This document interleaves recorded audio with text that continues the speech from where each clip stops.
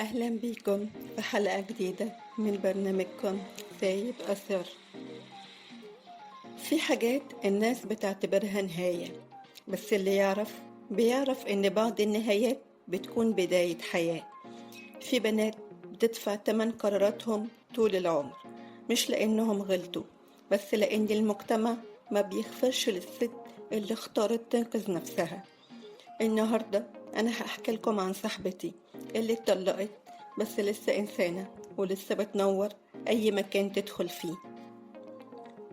يارا اتجوزت عن حب، أو يمكن عن وهم اسمه حب. كانت بتحكي لي عن الحنية اللي شافتها في خطيبها، وعن وعود استقرار ودفى وشراكة. بس بعد الجواز الموضوع بقى مختلف.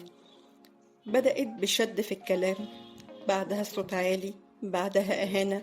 ولما كانت بتحكي لي كانت بتبرر له وهي بتعيط: أنا يمكن زودتها، هو بس عصبي بس بيحبني.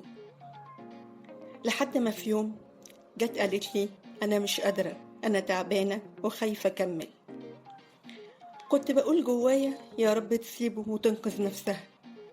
وفعلا في يوم عملت كده، قدمت أوراق الطلاق وبدأت تمشي فيه. ويمكن دي كانت أول مرة أشوفها بتعيش بجد.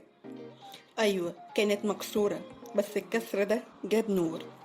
بدأت تتعالج وتشتغل وتضحك من تاني، ورجعت لنفسها.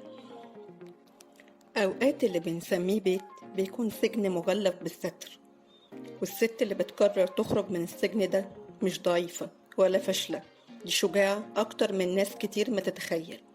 المجتمع بيدين المطلقة كأنها كسرت حاجة، بس ما حدش بيسأل اتكسرت هي من جواها كام مرة قبل ما تاخد القرار ده. الطلاق مش فشل، الفشل الحقيقي انك تكملي في مكان بيموتك بالبطيء، بس عشان الناس تقول ما شاء الله بيتها مستقر. الطلاق مش نهاية العالم، اللي بيخلص هو الورق، لكن الروح بتقدر تتعافى وتقوم من تاني، ويمكن بتكون أقوى من الأول.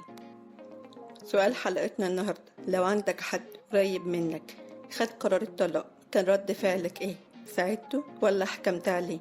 وانتي لو كنتي مكانها كنت هتختاري تكملي ولا تنقذي نفسك؟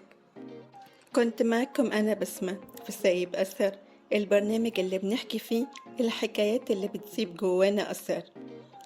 استنوني في حلقة جديدة كل يوم سبت واثنين واربع، وحلقات من القلب. سايب أثر قريب لقلبك. أشوفكم الحلقة الجاية.